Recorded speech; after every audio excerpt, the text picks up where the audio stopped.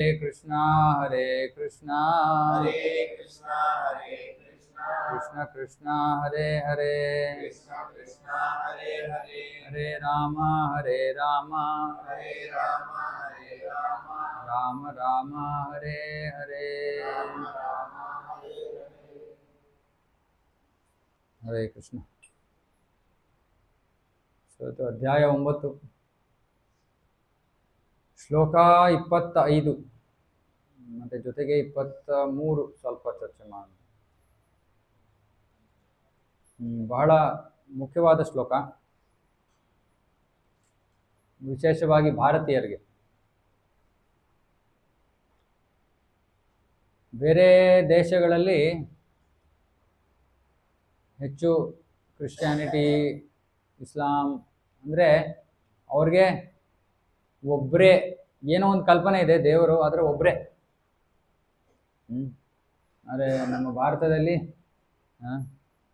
ನಮಗೆ ಬೇಕಾದಷ್ಟು ದೇವರುಗಳಿದ್ದಾರೆ. ಇವತ್ತು ಈ ದೇವರ ಸ್ಥಾನ ಏನು? 23 ಫಸ್ಟ್ ದೇವರ ಸ್ಥಾನ ಏನು? ದೇವರು ಅಂದರೆ ಯಾರು? ಭಗವಂತ ಅಂದರೆ ಯಾರು? ಸೊ ಈ ವಿಷಯಗಳನ್ನು ಕೃಷ್ಣ ಹೇಳ್ತಾ ಇದ್ದಾನೆ. ಮತ್ತೆ ಪೂಜೆ, ನಾವು ಆರಾಧನೆಯನ್ನು ಮಾಡ್ತೀವಿ, ಆ ಪೂಜೆಯ ಫಲ ಏನು ಸಿಗುತ್ತೆ, ಏನು ಮಾಡಿದ್ರೆ ಏನು ಸಿಗುತ್ತೆ, ಈ ವಿಷಯಗಳು. ಓಕೆ, ಸೊ 23 ನಾನು ಶ್ಲೋಕ ಓದ್ತೀನಿ, 24 ಎಲ್ಲರೂ ಉಚ್ಚಾರ ಮಾಡೋಣ. ಇದು ನಾನು ಒಬ್ಬನೇ ಓದ್ತೀನಿ ಅಷ್ಟೇ. ಏಪಿ ಅನ್ಯ ದೇವತಾ ಭಕ್ತಾ ಯಜಂತೆ ಶ್ರದ್ಧಯಾನ್ವಿತಾ ತೇಪಿ ಮಾಮೇವ ಕೌಂತೆಯ ಯಜಂತಿ ಅವಿಧಿಪೂರ್ವಕಂ. 25 ಇದೆಲ್ಲರೂ ಹೇಳಿ. ಯಾಂತಿ ದೇವವ್ರತಾ ದೇವಾನ್ ಪಿತೃನ್ಯಾಂತಿ ಪಿತೃವ್ರತಾಃ ಭೂತಾನಿ ಯಾಂತಿ ಭೂತೇಜ್ಯ ಯಾಂತಿ ಮದ್ಯಾಜಿನೋಪಿ ಮಾಂ ಯಾಂತಿ ದೇವವ್ರತಾ ದೇವಾನ್ ಪಿತೃನ್ಯಾಂತಿ ಪಿತೃವ್ರತಾಃ ಭೂತಾನಿ ಯಾಂತಿ ಭೂತೇಜ್ಯ ಯಾಂತಿ ಮದ್ಯಾಜಿನೋಪಿ ಮಾಂ ಯಾಂತಿ ದೇವವ್ರತಾ ದೇವಾನ್ ಪಿತೃನ್ಯಾಂತಿ ಪಿತೃವ್ರತಾಃ ಭೂತಾನಿ ಯಾಂತಿ ಭೂತೇಜ್ಯ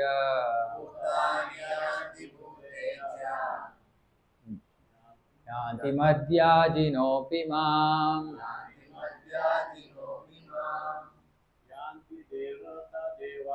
ಯಾಂತಿ ದೇವವ್ರತಾ ದೇವಾನ್ ಪಿತೃನ್ಯಾಂತಿ ಪಿತೃವ್ರತಾಃ ಭೂತಾನಿ ಯಾಂತಿ ಭೂತೇಜ್ಯ ಯಾಂತಿ ಮದ್ಯಾಜಿನೋಪಿ ಮಾಂ ಯಾಂತಿ ದೇವವ್ರತಾ ದೇವಾನ್ ಪಿತೃನ್ಯಾಂತಿ ಪಿತೃವ್ರತಾಃ ಭೂತಾನಿ ಯಾಂತಿ ಭೂತೇಜ್ಯ ಯಾಂತಿ ಮದ್ಯಾಜಿನೋಪಿ ಮಾಂ ಯಾಂತಿ ದೇವವ್ರತಾ ದೇವಾನ್ ಪಿತೃನ್ಯಾಂತಿ ಪಿತೃವ್ರತಾಃ ಭೂತಾನಿ ಯಾಂತಿ ಭೂತೇಜ್ಯ ಯಾಂತಿ ಮದ್ಯಾಜಿನೋಪಿ ಮಾಂ ಯಾಂತಿ ದೇವವ್ರತಾ ದೇವಾನ್ ಪಿತೃನ್ಯಾಂತಿ ಪಿತೃವ್ರತಾಃ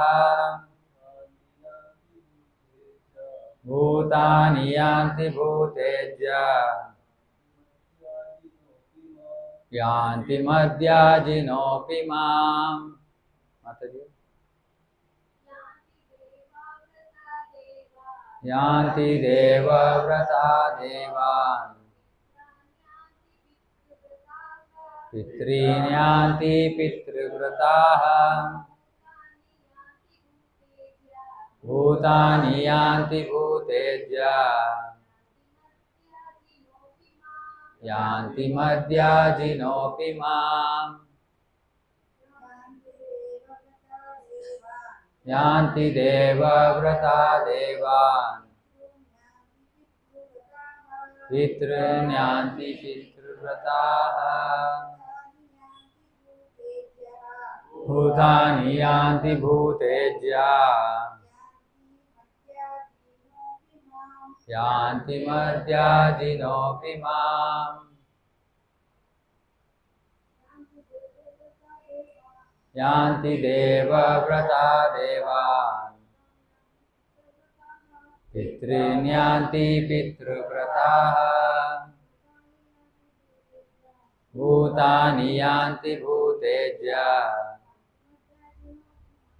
ಯಾಂತಿ ಮದ್ಯಾಜಿನೋಪಿ ಮಾಂ. ಓಕೆ, ಯಾಂತಿ ಯಾಂತಿ ದೇವವ್ರತ ದೇವಾನ್. ಯಾಂತಿ ಅಂದರೆ ಹೋಗ್ತಾರೆ. ದೇವವ್ರತ, ಯಾರು ದೇವವ್ರತವನ್ನ ಮಾಡ್ತಾರೋ ಅವರು ದೇವಾನ್ ದೇವತೆಗಳ ಹತ್ರ ಹೋಗ್ತಾರೆ. ಪಿತೃನ್ಯಾಂತಿ ಪಿತೃವ್ರತಾಃ, ಯಾರು ಪಿತೃವ್ರತವನ್ನ ಮಾಡ್ತಾರೋ ಅವರು ಪಿತೃಗಳ ಹತ್ರ ಹೋಗ್ತಾರೆ.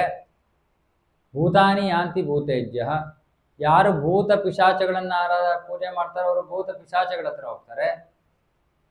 ಮದ್ಯಾಜಿನೋಪಿ ಮಾಂ, ಯಾರು ನನ್ನ ಪೂಜೆಯನ್ನ ಮಾಡ್ತಾರೋ ನನ್ನ ಹತ್ರ ಬರ್ತಾರೆ.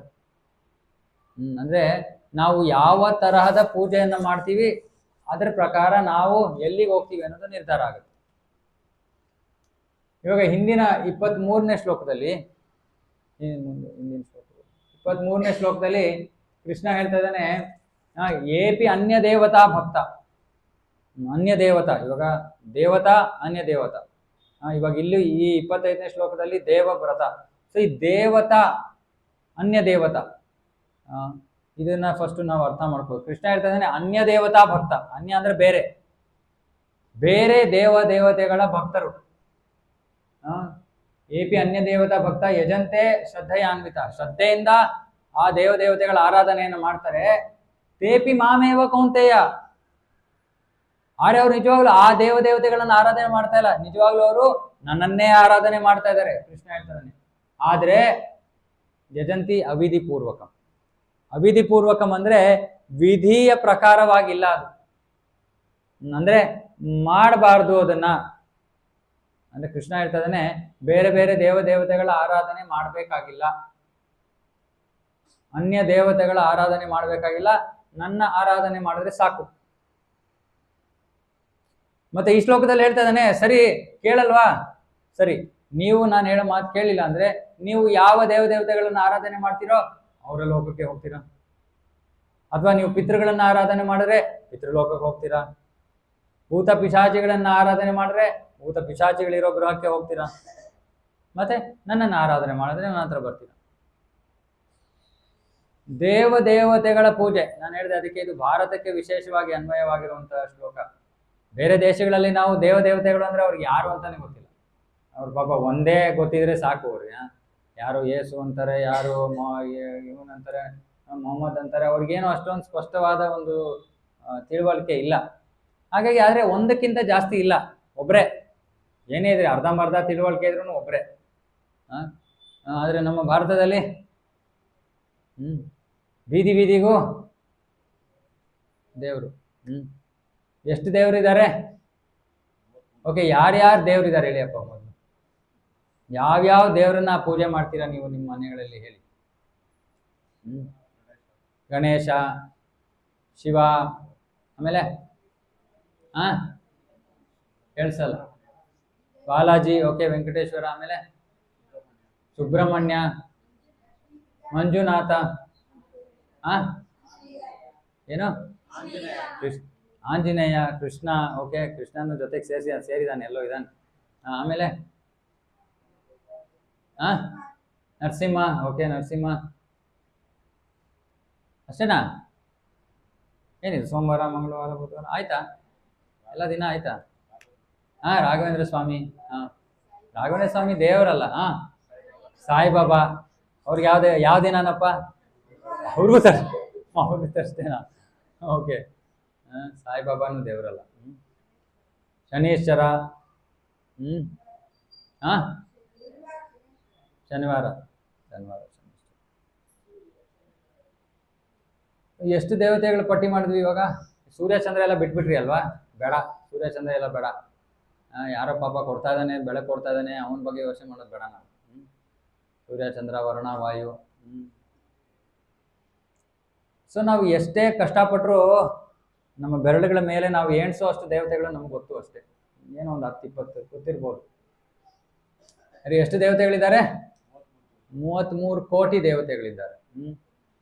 ಇವಾಗ ಈ ದೇವತೆಗಳು ಯಾರು? ಈ ಒಂದು ಭಗವಂತನ ಸರ್ಕಾರವನ್ನ, ಭೌತಿಕ ಜಗತ್ತನ್ನ ನಡೆಸೋದಕ್ಕೆ ಇರೋ ಅವನ ಕಾರ್ಯಕರ್ತರು, ಅಡ್ಮಿನಿಸ್ಟ್ರೇಟರ್ಸ್, ಅವನ ಕಾರ್ಯಕರ್ತರು.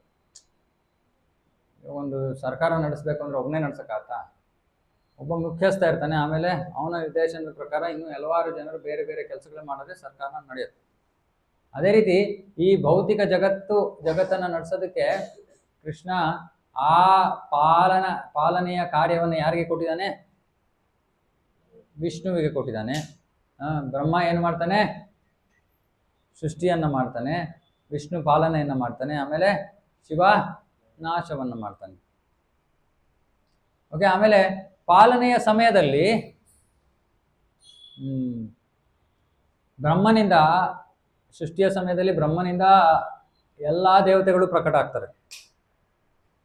ಆಮೇಲೆ ಆ ದೇವತೆಗಳು ಪಾಲನೆಯ ಕಾರ್ಯವನ್ನು ಮಾಡ್ತಾರೆ. ಪಾಲನೆಯ ಕಾರ್ಯ, ನೀರು ಬೇಕು, ನೀರು ಕಳಿಸ್ತಾರೆ, ಬಿಸಿಲು ಬೇಕು, ಬಿಸಿಲು ಕಳಿಸ್ತಾರೆ. ಇದು ಅವ್ರ ಕೆಲಸ. ಇವಾಗ ಒಬ್ರೊಬ್ರು ಇರ್ತಾರೆ, ಈ ದೇವರನ್ನ ಬಿಟ್ರೆ ನಾನು ಬೇರೆ ಯಾರನ್ನೂ ಪೂಜೆ ಮಾಡಲ್ಲ. ಯಾರೋ ಮೊನ್ನೆ ಹೇಳ್ತಾ ಇದ್ರು, ಯಾರೋ ತಮಿಳ್ನಾಡಿಂದ ಯಾರೋ ಭಕ್ತರು ಬಂದಿರೋರು ಹೇಳ್ತಾ ಇದ್ರು, ತಮಿಳ್ನಾಡಿನಲ್ಲಿ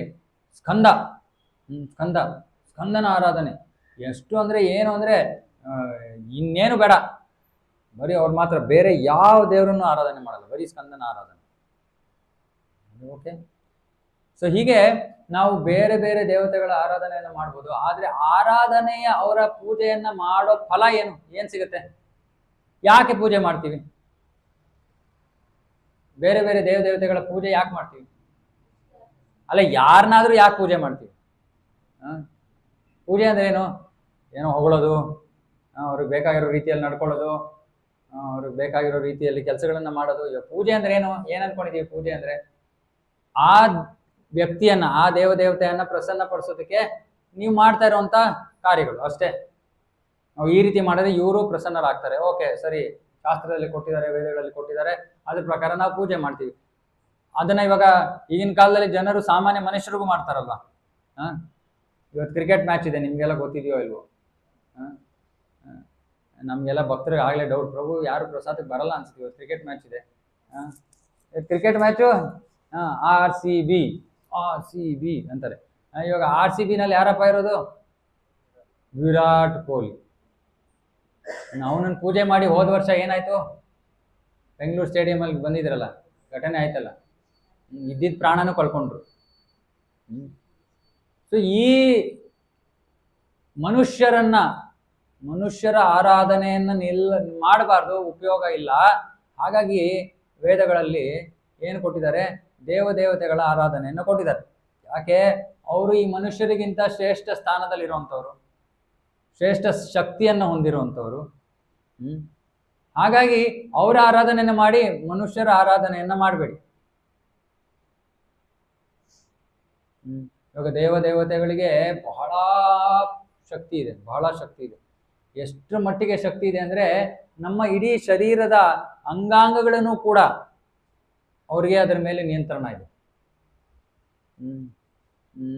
ಎಷ್ಟರ ಮಟ್ಟಿಗೆ ಅಂದ್ರೆ ನಮ್ಮ ಕರ್ಮಫಲ, ಇವಾಗ ನಮ್ಮ ಶಶಾಂಕ್ ಪ್ರಭು ಹೇಳ್ತಾ ಇದ್ರು, ಅವ್ರ ಕಾಲಲ್ಲಿ ಏನೋ ಮುಳ್ಳು ತರ ಏನೋ ಇದೆಯಂತೆ, ಬೋನು ಆ ಥರ. ಅವ್ರು ಅದಕ್ಕೇನೋ ಟ್ರೀಟ್ಮೆಂಟ್ ತಗೋತಾರೆ ಅನ್ಕೊಂಡೆ. ಕಾಲಲ್ಲಿ ಹೆಂಗೆ ಮೂಳೆ ಹಿಂಗಿರುತ್ತೆ, ಅದು ಮಾತ್ರ ಚೂಪಾಗ್ಬಿಡುತ್ತಂತೆ ಒಂದ್ ಕಡೆಗೆ. ಅಂದ್ರೆ ಅವ್ರು ಯಾವ್ದೋ ಜನ್ಮದಲ್ಲಿ ಏನೋ ಮಾಡಿರೋ ಕರ್ಮ ಆ ಕರ್ಮದ ಫಲ ಅವ್ರ ಮೂಳೆಯಲ್ಲಿ ಮೊಳೆ ತರ ಚುಚ್ಚೋ ತರ ಏನೋ ಒಂದು ಬೆಳೆದಿದೆ. ಇವಾಗ ಅದು ಬೆಳೆಯೋದಕ್ಕೆ ಯಾರೋ ಒಬ್ರು ದೇವತೆ ಕಾರಣ ಇರ್ತಾರೆ, ಇದನ್ನು ಬೆಳೆಸ್ಬೇಕು. ಯಾಕಂದ್ರೆ ಇದೇ ಅವ್ರಿಗೆ ಅವರ ಯಾವುದೋ ಒಂದು ಕರ್ಮಕ್ಕೆ ಫಲ ಕೊಡೋ ರೀತಿಯಲ್ಲಿ ಇದು ಹಿಂಗೆ ಬೆಳಿಬೇಕು. ಇವಾಗ ನಮ್ಗೆ ಗೊತ್ತೂ ಇಲ್ಲ, ನಾನು ಅದು ನೋಡ್ಬಿಟ್ಟು ಅವ್ರ ಪಿಕ್ಚರ್ ತೋರಿಸು ಹಿಂಗೂ ಇರುತ್ತಾ? ದೇಹದ ಒಳಗಡೆ ಮುಳ್ಳು ತರ, ಮುಳ್ಳು ತರ. ಅಂದ್ರೆ ನಮ್ಗೆ ಅರ್ಥ ಆಗದೆ ಇರೋ ರೀತಿಯಲ್ಲಿ ಭಗವಂತನ ಸೃಷ್ಟಿ ನಡೀತಾ ಇದೆ. ನಾವು ಮಾಡೋ ಪ್ರತಿಯೊಂದು ಕರ್ಮಕ್ಕೂ ಅದಕ್ಕೆ ಫಲ ಇದೆ. ಆ ಫಲವನ್ನ ನಾವು ಅನುಭವಿಸ್ಲೇಬೇಕು, ಎಲ್ಲೂ ತಪ್ಪಿಸ್ಕೊಂಡು ಓಡೋಂಗಿಲ್ಲ. ಆ ಫಲವನ್ನ ನಮಗೆ ಕೊಡೋದಕ್ಕೆ ಇದ್ದಾರೆ ದೇವತೆಗಳು, ಅವ್ರಿಗಷ್ಟು ಪವರ್ ಇದೆ, ನಾವೆಲ್ಲೂ ತಪ್ಪಿಸ್ಕೊಂಡು ಹೋಗಲ್ಲ. ಅದಕ್ಕೆ ಯಾರಿಗಾರು ತುಂಬಾ ಕಷ್ಟ ಬಂದ್ರೆ ಜೀವನದಲ್ಲಿ ಏನ್ ಮಾಡ್ತಾರೆ, ಹೋಗ್ಬಿಟ್ಟು ಆಮೇಲೆ ಜ್ಯೋತಿಷಿ ಹತ್ರ ಹೋಗ್ತಾರೆ. ಸ್ವಾಮಿ ತುಂಬಾ ಕಷ್ಟ ಇದೆ, ಏನಾದ್ರು ಪರಿಹಾರ ಕೊಡಿ. ಕೊಡಿಯಪ್ಪ, ನಿಮ್ಮ ಯಾವ ಡೇಟ್ ಆಫ್ ಬರ್ತು, ಟೈಮು, ಸ್ಥಳ ಎಲ್ಲ ಕೊಡಿ. ಸರಿ, ಅವ್ರು ತಗೋತಾರೆ. ತಗೊಂಡು ನೋಡ್ತಾರೆ ಜಾತಕದಲ್ಲಿ ಏನಪ್ಪ, ಓಕೆ ನೀವು ಈ ದಶೆಯಲ್ಲಿದ್ದೀರಾ, ಈ ದಶೆ, ಈ ಗ್ರಹದಿಂದ ತೊಂದರೆ. ಗ್ರಹದಿಂದ ತೊಂದರೆ ಅಂದ್ರೆ ಏನು? ಯಾವುದೋ ಸಮಯದಲ್ಲಿ ಏನೋ ಒಂದು ಕರ್ಮ ಮಾಡಿದೀವಿ, ಆ ಕರ್ಮದ ಫಲ ಈ ಗ್ರಹ ನಮಗೆ ಕೊಡ್ತಾ ಇದೆ ಅಷ್ಟೇ. ದಶೆ ಅಂದ್ರೆ ಇನ್ನೇನು ಇಲ್ಲ ಅಷ್ಟೇ. ಆ ಗ್ರಹ ನಮಗೆ ನಮ್ಮ ಕರ್ಮ ಫಲವನ್ನ ಕೊಡ್ತಾ ಇದೆ. ಸೊ ಅವ್ರು ಏನ್ ಹೇಳ್ತಾರೆ, ಹೋಗಿಯಪ್ಪ ಈ ಪೂಜೆ ಮಾಡಿ. ಏನಕ್ಕೆ ಪೂಜೆ ಮಾಡೋದು? ಅವ್ರು ಸ್ವಲ್ಪ ಶಾಂತರಾಗ್ತಾರೆ. ಅವ್ರು ಸ್ವಲ್ಪ ಶಾಂತರಾದ್ರೆ ಸ್ವಲ್ಪ ನಿಮ್ಮ ಮೇಲಿನ ಇರೋದು ಆ ಕರ್ಮ ಫಲವನ್ನು ಸ್ವಲ್ಪ ಕಡಿಮೆ ಮಾಡಬಹುದು. ಗ್ಯಾರಂಟಿ ಇಲ್ಲ, ಗ್ಯಾರಂಟಿ ಏನೂ ಇಲ್ಲ, ಮಾಡಬಹುದು. ಆಮೇಲೆ ಜನ ಅದಕ್ಕೆ ಪೂಜೆ ಪುನಸ್ಕಾರಗಳನ್ನು ಮಾಡ್ತಾರೆ. ಅಂದ್ರೆ ಅವರು ಅಷ್ಟು ಪ್ರಬಲವಾದ ಜೀವಿಗಳು. ಹಾಗಾಗಿ ಮನುಷ್ಯರನ್ನ ಪೂಜೆ ಮಾಡೋಕ್ಕಿಂತ ಅವರನ್ನ ಪೂಜೆ ಮಾಡ್ಬೇಕು. ಮನುಷ್ಯರನ್ನ ಪೂಜೆ ಮಾಡಬಾರ್ದು. ಮನುಷ್ಯರಿಗೆ ಜೈ ಜೈ ಜೈ, ಈ ಜೈ ಜೈ ಜೈ ಉಪಯೋಗ ಇಲ್ಲ. ಈ ದೇವತೆಗಳಿಗೆ ಪೂಜೆ ಮಾಡ್ಬೇಕು. ಸರಿ, ಇವಾಗ ಇಲ್ಲಿ ಕೃಷ್ಣ ಹೇಳ್ತಾನೆ, ಇವಾಗ 25ನೇ ಶ್ಲೋಕಕ್ಕೆ ಹೋಗಿ. ಯಾಂತಿ ದೇವವ್ರತ ದೇವಾನ್. ವ್ರತ ಅಂದ್ರೆ ಏನು? ವ್ರತ ಕಾರ್ತಿಕ ಮಾಸದ ವ್ರತ ಅಂದ್ರೆ ಏನ್ ಮಾಡ್ತೀವಿ? ಏನೇನ್ ಮಾಡ್ತೀವಿ? ದೇವ್ರ ನೈವೇದ್ಯ ಮಾಡ್ತೀರಿ. ಅದು ಕಾರ್ತಿಕ ಮಾಸ ತನಕ. ಬೇರೆ ದಿನ ಎಲ್ಲ ಪಾಪ ಉಪವಾಸ ದೇವ್ರಿಗೆ. ಸ್ಪೆಷಲ್ ಹಬ್ಬ. ತುಪ್ಪದ ದೀಪ ಅರ್ಪಿಸ್ತೀವಿ ಭಗವಂತನ್ಗೆ, ದಾಮೋದರನ್ಗೆ. ಆಮೇಲೆ ಸ್ವಲ್ಪ ಹೆಚ್ಚು ಜಪ ಮಾಡ್ತೀವಿ, ಸ್ವಲ್ಪ ಹೆಚ್ಚು ಶ್ರವಣ ಕೀರ್ತನೆ ಮಾಡ್ತೀವಿ, ಸ್ವಲ್ಪ ಟೈಮ್ ಪಾಸ್ ಕಡಿಮೆ ಮಾಡ್ತೀವಿ. ಇದೆಲ್ಲ ವ್ರತ ಅಂದ್ರೆ ಒಂದು ಸಮಯಕ್ಕೆ ಹಲವಾರು ಕಾರ್ಯಗಳು ಒಟ್ಟಿಗೆ ಮಾಡಿದ್ರೆ ಭಗವಂತನ ಅಥವಾ ಯಾವುದೋ ಒಬ್ಬ ವ್ಯಕ್ತಿಯ ತೃಪ್ತಿಗೋಸ್ಕರ ಅದನ್ನ ವ್ರತ ಅಂತ ಕರೀತಾರೆ. ಇಲ್ಲಿ ಹೇಳ್ತಾ ಇದ್ರೆ ದೇವವ್ರತ.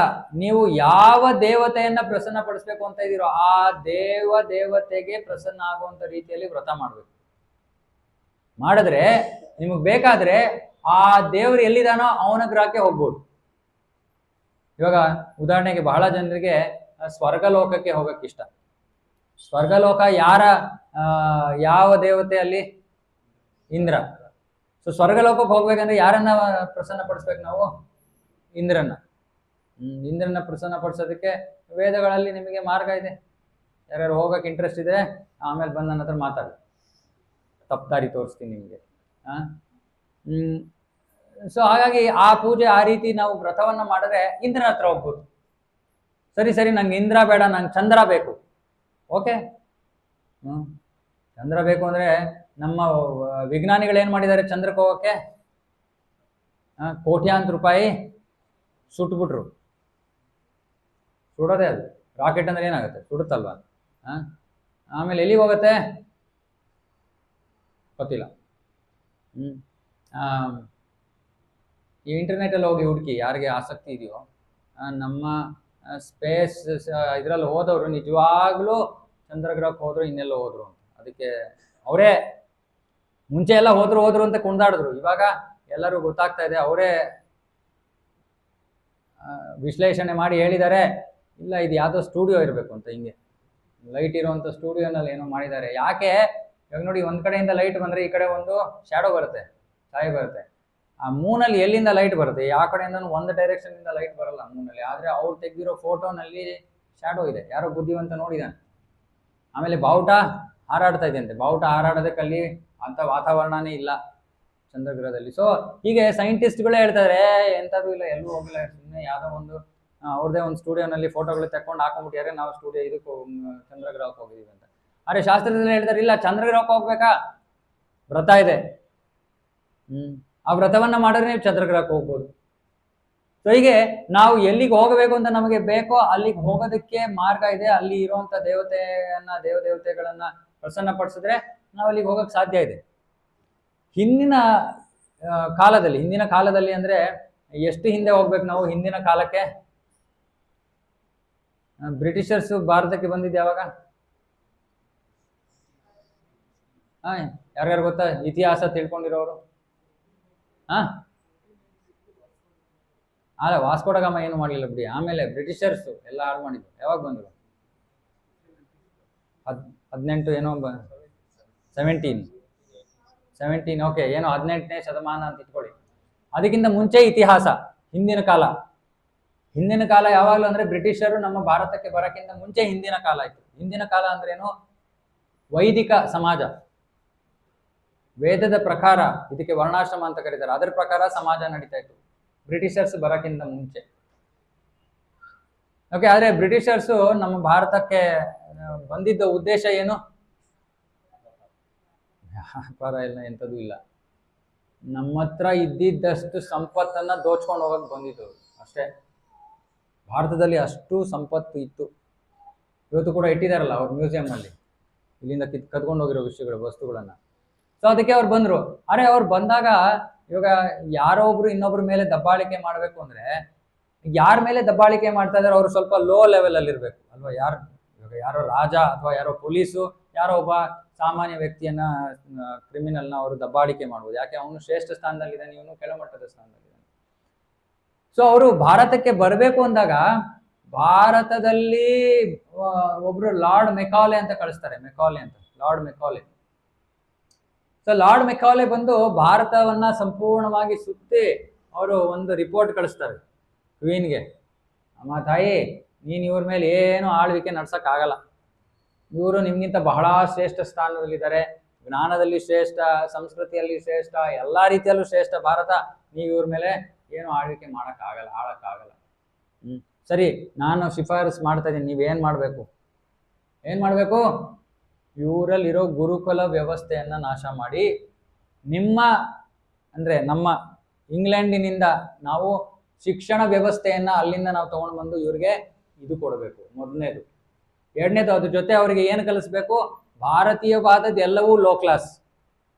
ಯಾವುದು ಲೋ ಕ್ಲಾಸು? ಇದು ಭಾರತೀಯ, ಇದು ಲೋ ಕ್ಲಾಸ್. ಯಾವುದು ಹೈ ಕ್ಲಾಸು? Pant shirt. ಬರೀ ಪ್ಯಾಂಟು ಶರ್ಟ್ ಕೊಟ್ರಾ? ಕೋಟ್ ಬೇರೆ ಕೊಟ್ರು. ಅಯ್ಯೋ, ಕೋಟ್ ಆಗ್ಲಿ, ಕಾಲಿಗೆ ಏನ್ ಹಾಕೋತಾರೆ? ಸಾಕ್ಸು. ಈ ಸಾಕ್ಸು ಯಾರು ಹಾಕೊಳ್ಳೋದು ಹೇಳಿ? ಸಾಕ್ಸ್ ಗೊತ್ತಾ? ಸಾಕ್ಸ್ ಯಾವಾಗ ಹಾಕೊಳ್ಳೋದು? ಯಾವ ವಾತಾವರಣದಲ್ಲಿ ಹಾಕೊಳ್ಳೋದು? ಚಳಿ ಇರೋ ಪ್ರದೇಶಗಳಲ್ಲಿ ಸಾಕ್ಸ್ಗಳು ಇರೋದು. ಆದ್ರೆ ನಾವೇನ್ ಮಾಡಿದೀವಿ ಇವಾಗ? ಯೂನಿಫಾರ್ಮ್ ಆಗೋಯ್ತು ನಮ್ದು. ಸಾಕ್ಸು ಶೂಸು ಇರ್ಲೇಬೇಕು, ಇಲ್ಲಾಂದ್ರೆ ಮುಖಾನೇ ನೋಡಲ್ಲ, ಕಾಲೇ ನೋಡ್ತಾರೆ. ಏನ್ ಲೋ ಕ್ಲಾಸ್ ಇವರು? ಚಪ್ಪಲಿ ಹಾಕೊಂಡು ಬಂದಿರ ಆಫೀಸ್ಗೆ. ಇನ್ನು ಹಿಂಗ್ ಹೋಗ್ಬಿಟ್ರೆ ಆಫೀಸ್ಗೆ ಅಷ್ಟೇ, ಜೈ. ನೀವು ಯಾರು ನಿಮ್ಮನ್ನು ನೋಡ್ಬೇಕು ಅಂದ್ರೆ ಏನ್ ಮಾಡಿ? ಹಿಂಗೆ ಏರ್ಪೋರ್ಟ್ ಹೊರಟೋಗ್ಬಿಡಿ, ಎಲ್ಲ ಹಿಂಗೇ ನೋಡ್ತಾರೆ. ಯಾವ ಏನೋ ಆಕ್ಟ್ರೆಸ್, ಯಾವ ಮಿಸ್ ಇಂಡಿಯಾನು ಬೇಕಾಗಿಲ್ಲ, ಹಿಂಗೆ ಯಾರು ತಲೆ ಕೆಟ್ಟವನು ಇಲ್ಲಿಗೆ ಬಂದಿಯಾನೆ. ಇದು ನಮ್ಮ ಸಂಸ್ಕೃತಿ. ನಮ್ಮ ದೇಶದಲ್ಲಿ ಈ ಸಂಸ್ಕೃತಿ ಸ್ವೀಕಾರ ಇಲ್ಲ. ನಮ್ಮ ಮಾತಾಜಿಯರಿಗೆ ಪಾಪ ನಾನು ಸೀರೆ ಉಟ್ಕೊಳ್ಳಿ ಅಂದ್ರೆ ಅವ್ರಿಗೆ ದೊಡ್ಡ ತಲೆ ಮೇಲೆ ಕೈ ಇಟ್ಕೊಂಡ್ಬಿಡ್ತಾರೆ. ಯಾರ ಕಡೆ ನೋಡ್ತಾ ಇಲ್ಲ, ನೋಡಿದ್ರೆ ಆಮೇಲೆ ಹೇಳ್ತಾರೆ, ನನ್ನೇ ನೋಡ್ಕೊಂಡು ಹೇಳಿದ್ರೆ ನೀವು ಸ್ವಲ್ಪ ಗಂಡಸರ ಕಡೆನೇ ನೋಡ್ತೀವಿ. ಅದಕ್ಕೆ ನಮ್ಮ ಸಂಸ್ಕೃತಿ. ಆದ್ರೆ ಅವರು ನಮ್ಮ ತಲೆ ಬದಲಾಗೋ ರೀತಿಯಲ್ಲಿ ಬದಲಾವಣೆಯನ್ನ ತಂದ್ಬಿಟ್ರು. ಅಂದ್ರೆ ನಮಗೆ ಅನ್ಸಕ್ ಶುರು ಆಗೋಯ್ತು, ನಮ್ದೆಲ್ಲ ಲೋ ಕ್ಲಾಸ್. ಅದ್ರ ಜೊತೆ ನಾವು ಎಲ್ಲವನ್ನು ಕಳ್ಕೊಂಡ್ಬಿಟ್ವಿ. ನಮ್ಮ ಸಂಸ್ಕೃತಿ, ನಮ್ಮ ಜ್ಞಾನ, ನಮ್ಮ ಜೀವನ ಶೈಲಿ, ಆಧ್ಯಾತ್ಮಿಕ ಪಥ, ಆಧ್ಯಾತ್ಮಿಕ ಮಾರ್ಗ, ಜೀವನದ ಗುರಿ ಎಲ್ಲವನ್ನ ಕಳ್ಕೊಂಡು ಏನ್ ಮಾಡ್ಕೊಂಡ್ವಿ? ನಮ್ಮ ಜೀವನದ ಗುರಿ ಏನಾಯ್ತು? ಬ್ರಿಟಿಷರ್ಸ್ ಬಂದಾದ್ಮೇಲೆ ಏನಾಯ್ತು ಜೀವನದ ಗುರಿ? ಭೋಗ ಐಶ್ವರ್ಯ. ಏನಾಯ್ತು? ಭೋಗ ಐಶ್ವರ್ಯ. ಅದಕ್ಕೆ ಕೃಷ್ಣ 2ನೇ ಅಧ್ಯಾಯದಲ್ಲೇ ಹೇಳ್ಬಿಡ್ತಾನೆ, ಭೋಗೈಶ್ವರ್ಯ ಪ್ರಸಕ್ತಾನಾಂತಯ ಅಪಹೃತ ಚೇತಸ. ಅಪಹೃತ ಚೇತಸ, ಚೇತಸ ಅಂದ್ರೆ ಬುದ್ಧಿ, ಮನಸ್ಸು. ಅಪಹೃತ ಅಂದ್ರೆ ಕದ್ಬಿಟ್ಟಿದ್ದಾರೆ. ಏನ್ ಕದ್ದಿದೆ ನಮ್ಮ ಮನಸ್ಸನ್ನ? ಭೋಗ ಐಶ್ವರ್ಯ. ಅಂದ್ರೆ ಜನರ ಜೀವನ ಉದ್ದೇಶ ಏನು? ಭೋಗ ಐಶ್ವರ್ಯ. ಭೋಗ ಅಂದ್ರೆ ಎಂಜಾಯ್, ಐಶ್ವರ್ಯ ಅಂದ್ರೆ ಸಂಪತ್ತು. ಇದನ್ನ ಕಲಿಸಿದ್ದು ನಾವಲ್ಲ, ನಮ್ಮ ಸಂಸ್ಕೃತಿ ಅಲ್ಲ ಇದು, ಪಾಶ್ಚಾತ್ಯರ ಸಂಸ್ಕೃತಿ. ಸೊ ಅದಕ್ಕಿಂತ ಮುಂಚೆ ನಮ್ಗೆ ಇವೆಲ್ಲ ಗೊತ್ತಿತ್ತು. ಆ ಜನರು, ಹಿಂದಿನ ಕಾಲದ ಜನರು, ಅವರು ಭೋಗ ಐಶ್ವರ್ಯದ ಹಿಂದೆ ಓಡ್ತಾ ಇರ್ಲಿಲ್ಲ. ಯಾಕೆ ಓಡ್ತಾ ಇರ್ಲಿಲ್ಲ? ಯಾಕಂದ್ರೆ ಅವ್ರಿಗೆ ಗೊತ್ತು, ಈ ಜನ್ಮದಲ್ಲಿ ನಾನು ಅನುಭವಿಸ್ಬೇಕಾಗಿರೋ ಅಥವಾ ಪಡಿಬೇಕಾಗಿರೋ ಭೋಗ ಐಶ್ವರ್ಯ ಆಗ್ಲೇ ಹಿಂದಿನ ಜನ್ಮದಲ್ಲಿ ನಾನೇ ಡಿಸೈಡ್ ಮಾಡ್ಬಿಟ್ಟಿದ್ದೀನಿ ನನ್ನ ಕರ್ಮದ ಪ್ರಕಾರ. ಸೊ ಆ ಭೋಗ ಐಶ್ವರ್ಯ ಇವತ್ತು ನನಗೆ ಸಿಗುತ್ತೆ, ಅದಕ್ಕೋಸ್ಕರ ಏನೂ ಮಾಡ್ಬೇಕಾಗಿಲ್ಲ. ಸೊ ಅವ್ರು ಯಾತಕ್ಕೋಸ್ಕರ ಜೀವನ ಮಾಡ್ತಾ ಇದ್ರು? ಭವಿಷ್ಯದ ಜನ್ಮಕ್ಕೆ, ಮುಂದಿನ ಜನ್ಮದ ಬಗ್ಗೆ ಯೋಚನೆ ಮಾಡ್ಕೊಂಡು ಜೀವನ ಮಾಡ್ತಾ ಇದ್ರು. ಮತ್ತೆ ಅವ್ರ ಉದ್ದೇಶ ಏನು? ಈ ಲೋ ಕ್ಲಾಸ್ ಭೂಮಿ ಮೇಲೆ ಯಾರು ಇರ್ತಾರ, ನಾವು ಸ್ವರ್ಗಕ್ಕೆ ಹೋಗ್ತೀವಿ, ಸ್ವರ್ಗದಲ್ಲಿ ಇಲ್ಲಿಗಿಂತ ಜಾಸ್ತಿ ಸಂತೋಷ ಇದೆ. ಇಲ್ಲಿ ತರ ಲೋ ಕ್ಲಾಸ್ ಅಲ್ಲ, ಅದು ಹೈ ಕ್ಲಾಸ್. ಸೊ ಅವ್ರಿಗೆ ಗೊತ್ತು, ಇಲ್ಲಿ ಬೇಡಪ್ಪ, ಇಲ್ಲಿ ಯಾರು ಓದಾಡ್ತಾರೆ ಈ ಭೂಮಿ ಮೇಲೆ, ನಾನು ಹೋಗ್ತೀನಿ ಸ್ವರ್ಗಕ್ಕೆ ಹೋಗ್ತೀನಿ. ಸರಿ, ಏನ್ ಮಾಡ್ಬೇಕು ಸ್ವರ್ಗ? ಗೊತ್ತು, ಬನ್ನಿ, ಎಲ್ಲ ಇದೆ, ಪ್ರೋಸೆಸ್ ಇದೆ, ಅದನ್ನ ಫಾಲೋ ಮಾಡಿದ್ರೆ ಸ್ವರ್ಗಕ್ಕೆ ಹೋಗ್ತಾ ಇದ್ರು. ನಾವು ಅವ್ರಿಗಿಂತ ಜಾಸ್ತಿ ಬುದ್ಧಿವಂತರಲ್ವಾ? ಯಾಕೆ? ಮೊಬೈಲ್ ಫೋನ್ ಇದೆ ನೋಡಿ ಪ್ರಭು, ಅವ್ರ ಹತ್ರ ಐತಾ ಮೊಬೈಲ್ ಫೋನು. ಸೊ ಅವರು ಇವಾಗ ನಾವೇನ್ ಮಾಡ್ತಾ ಇದೀವಿ? ಅದೇ ಭೋಗೈಶ್ವರ್ಯ ಯಾವ್ದಾಗ್ಲೇ ಪ್ರೀ ಡಿಸೈಡ್ ಆಗೋಗಿದ್ಯೋ ಆ ಭೋಗೈಶ್ವರ್ಯವನ್ನ ಬದಲಾಯಿಸಕ್ ಪ್ರಯತ್ನ ಮಾಡ್ತಾ ಇದೀವಿ. ಅಷ್ಟು ಮುಟ್ಟಾಡ್ರು ನಾವು. ಯಾವ್ದು ನಮ್ಮ ಕೈನಲ್ಲಿ ಇಲ್ವೇ ಇಲ್ಲ. ನಾ ಆಗ್ಲೇ ಹೇಳಿದ್ನಲ್ಲ, ಆ ದೇವತೆಗಳ ಕೈನಲ್ಲಿ ಇರೋದು, ಅದನ್ನೇನು ನಾವು ತಿರ್ಗ್ಸಕ್ಕಾಗಲ್ಲ, ಮುಗಿಸಕ್ಕಾಗಲ್ಲ. ಅದಕ್ಕೋಸ್ಕರ ನಮ್ಮ ಇಡೀ ಜೀವನ ಕಳೀತಾ ಇದೀವಿ. ಅದನ್ನ ಏನು ಬದಲಾಯಿಸಕ್ ಆಗಲ್ಲ ಅಂತ ತಿಳ್ಕೊಳ್ದೆ. ಇದು ಭಾರತೀಯರು, ಇವತ್ತಿನ ಬುದ್ಧಿವಂತ ಭಾರತೀಯರು. ಹಿಂದಿನ ಕಾಲದಲ್ಲಿ ಇದಿರ್ಲಿಲ್ಲ. ಅವರು ಸಮಯನೇ ವೇಸ್ಟ್ ಮಾಡ್ತಾ ಇರಲಿಲ್ಲ. ನಾನು ಸ್ವರ್ಗಕ್ಕೆ ಹೋಗ್ಬೇಕು, ಫಸ್ಟ್ ಡೇ ಇಂದಾನು ಫುಲ್ ಬೇಕಾಗಿರೋ ಮಾತ್ರ ಕೆಲಸ, ಬೇರೆ ಕೆಲಸ ಯಾವ್ದು ಇಲ್ಲ. ಸೊ ಕೃಷ್ಣ ಹೇಳ್ತಾ ಇದ್ದಾನೆ, ಸರಿ ನೀವು ಸ್ವರ್ಗಕ್ಕೆ ಹೋಗ್ಬೇಕಂದ್ರೆ ಈ ಪೂಜೆ ಮಾಡಿ. ಅದು ಶಾಸ್ತ್ರದಲ್ಲಿದೆ, ವೇದಗಳಲ್ಲಿ ಕರ್ಮಕಾಂಡ ಅಂತ ಇದೆ. ಕರ್ಮಕಾಂಡದಲ್ಲಿ ಏನ್ ಪಡ್ಕೊಳ್ಳೋಕೆ ಎಲ್ಲಿಗೆ ಹೋಗ್ಬೇಕು ಅಂತ. ಸೊ ಇವಾಗ ನಿಮ್ಗೆ ದೇವತೆ ಕ್ವಿಸ್ ಇವತ್ತು. ನೀವೆಲ್ಲ ದೇವತೆಗಳನ್ನ ಪೂಜೆ ಮಾಡಿರೋರಲ್ಲ, ಇವಾಗ ದೇವತೆ ಕ್ವಿಸ್. ಬೆಳಗ್ಗೆ ಯಾರು ಇಂಗ್ಲಿಷ್ ಕ್ಲಾಸಲ್ಲಿ ಇದ್ರು ಆನ್ಸರ್ ಮಾಡಬೇಡಿ. ಇವಾಗ ನಿಮ್ಗೆ ಬಹಳ ಸುಲಭವಾದ ಪ್ರಶ್ನೆ ಕೇಳ್ತೀನಿ. 33 ಕೋಟಿ ದೇವತೆಗಳಿದ್ದಾರೆ, ಎಲ್ಲ ಗೊತ್ತಿಲ್ಲದೆ ಇರೋ ದೇವತೆಗಳೆಲ್ಲ ಹತ್ರ ಹೋಗಲ್ಲ. ಓಕೆ, ನಿಮ್ಗೆ ಬಹಳ ಬೇಕಾಗಿರೋ ವಿಷಯಗಳು ಏನ್ ಬೇಕು ಎಲ್ರಿಗೂ? ಓಕೆ, ಮೊದಲನೇ ಪ್ರಶ್ನೆ, ಯಾರು ಬೇಕಾದ್ರೆ ಆನ್ಸರ್ ಮಾಡ್ಬೋದು. ಓಕೆ, ಮೊದಲನೇ ಪ್ರಶ್ನೆ, ಒಳ್ಳೆ ಭಾಗ್ಯ ಮತ್ತೆ ಸೌಂದರ್ಯ ಪಡೆಯಕ್ಕೆ ಏನ್ ಮಾಡ್ಬೇಕು? ಯಾರ ಹತ್ರ ಹೋಗ್ಬೇಕು? ಇವಾಗ ನಾನು ಇದಕ್ಕಿಂತ ಮುಂಚೆ ಫಸ್ಟ್ ಹೇಳ್ತೀನಿ. ಇವಾಗ ಇವರೆಲ್ಲ ಕಾರ್ಯಕರ್ತರು, ಅಂದ್ರೆ ಇವ್ರದ್ದು ಡಿಪಾರ್ಟ್ಮೆಂಟ್ ಇದೆ. ಇವಾಗ ಒಂದು ಸರ್ಕಾರದಲ್ಲಿ ಬೇರೆ ಬೇರೆ ಡಿಪಾರ್ಟ್ಮೆಂಟ್ ಇರುತ್ತೆ. ಇವಾಗ ನೀವು ಫೈನಾನ್ಸ್ ಡಿಪಾರ್ಟ್ಮೆಂಟ್ ಅಲ್ಲಿ ಕೆಲಸ ಇದೆ, ನೀವು ಹೋಮ್ ಡಿಪಾರ್ಟ್ಮೆಂಟ್ ಹೋದ್ರೆ ಏನ್ ಹೇಳ್ತಾರೆ ಅವರು? ಇಲ್ಲಿ ನಿಮ್ ಕೆಲಸ ಆಗಲ್ಲ ರೀ, ಆಫೀಸ್ಗೆ ಹೋಗಿ ಅಂತಾರೆ ಅಲ್ವಾ? ಅದೇ ರೀತಿ ಈ ದೇವತೆಗಳ ಇದ್ರಲ್ಲೂ ಅಷ್ಟೇ, ಕೆಲಸದಲ್ಲಿ ಏನು ಅಂದ್ರೆ ಅವರು ತಮ್ಮ ಪೋರ್ಟ್ಫೋಲಿಯೋ, ಅವ್ರಿಗೆ ಏನ್ ಕೆಲಸ ಇದೆ ಅವ್ರು ಅಷ್ಟೇ ಕೊಡಕ್ಕಾಗುತ್ತೆ ನಿಮ್ಗೆ. ಇಂದ್ರ ಏನ್ ಕೊಡಕ್ಕಾಗತ್ತೆ ನಿಮ್ಗೆ? ಮಳೆ ಸುರಿಸ್ತಾನೆ ಇಂದ್ರ. ಅವನಿಗೆ ನಾನು ಇನ್ನೇನೋ ಬೇಕು ಅಂದ್ರೆ ಅವನು ಕೊಡಕ್ಕೆ ಅವನ ಕೈನಲ್ಲಿ ಶಕ್ತಿ ಇಲ್ಲ. ಅವನಿಗೆ ಪೋರ್ಟ್ಫೋಲಿಯೋನ್ ಏನಿದೆಯೋ ಅಷ್ಟೇ ಕೊಡಕ್ಕಾಗೋದು. ಇವಾಗ ಪೋರ್ಟ್ಫೋಲಿಯೋ ಪ್ರಶ್ನೆ ಮಾಡ್ತಾ ಇದೀನಿ ನಾನು. ಸೌಂದರ್ಯ ಮತ್ತೆ ಭಾಗ್ಯ ಬೇಕಂದ್ರೆ ಯಾರನ್ನ ಆರಾಧನೆ ಮಾಡ್ಬೇಕು? ಯಾರನ್ನ? ಶುಕ್ರ ಮತ್ತೆ ಲಕ್ಷ್ಮಿ. ಓಕೆ, ಇನ್ನೇನಾದ್ರು ಉತ್ತರಗಳು? ಆಯ್ತು, ಅದು ಬೇಡ. ನಾನು ಇವಾಗ ದೇವತೆಯ ಪೂಜೆ ಬಗ್ಗೆ ಮಾತಾಡ್ತಾ ಇದ್ದೀನಿ. ಸೊ ಯಾವ ದೇವತೆಗಳನ್ನ ಪೂಜೆ ಮಾಡ್ಬೇಕು? ದೇವತೆಗಳನ್ನ. ಓಕೆ, ಇನ್ನೂ ಸುಲಭವಾದ ಪ್ರಶ್ನೆ ಕೇಳ್ತೀನಿ. ಹಣ ಬೇಕಂದ್ರೆ ಯಾರನ್ನ ಪೂಜೆ ಮಾಡ್ಬೇಕು? ಬಿದ್ರಿ ನೋಡಿ ಹಂಗೆ ದಡ ಅಲ್ಲ. ಅದಕ್ಕೆ ಹೇಳಿದ್ದು ನಮ್ಗೆ. ಯಾರು ಹೇಳಿದ್ರು? ಕುಬೇರ. ಯಾರಪ್ಪ? ಎಲ್ಲಾ ಪ್ರವಚನದಲ್ಲಿ ಅದೇ ಉತ್ತರಗಳು, ಬೇರೆ ಉತ್ತರನೇ ಬರಲ್ಲ. ಕುಬೇರ ಯಾರು?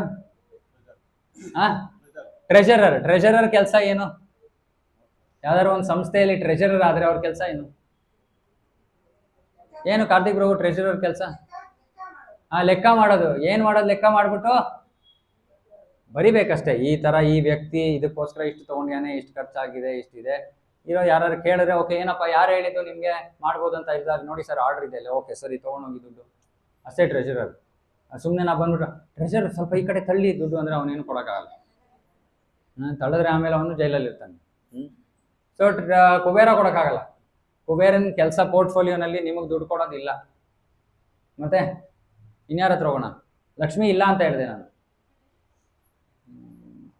ವೆಂಕಟೇಶ್ವರ, ಓಕೆ ವೆಂಕಟೇಶ್ವರ ಏನು ಬೇಕಾದ್ರೂ ಕೊಡ್ಬೋದು, ಅದು ಬೇರೆ ವಿಷಯ. ಇವಾಗ ದೇವದೇವತೆ, ಓಕೆ ಅದಕ್ಕಿಂತ ಮುಂಚೆ ದೇವದೇವತೆ ಅಂದ್ರೆ ಯಾರು?